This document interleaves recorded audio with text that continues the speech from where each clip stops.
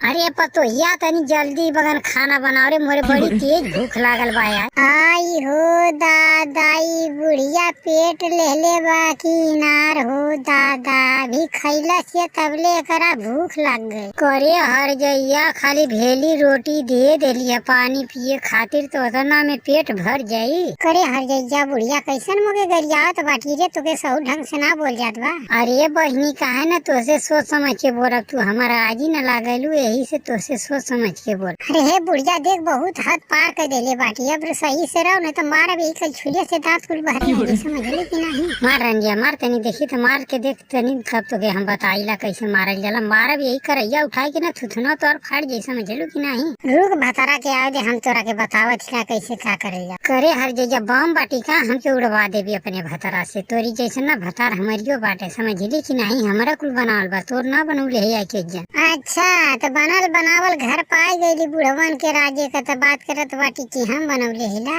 तू तो नाना के बनावल में आके रहत बा, काहे ना रंडिया तू आई के देखत रहलू, तू और तोहर दादा आई के बनौले रहना, घरवा ना जानत बाटू। देख ले बुढ़िया, अब सोच समझ के बोल नहीं तब हमार गुस्सा बहुत तेज बढ़त। अरे जो देखिला का कह लेली तू और तोर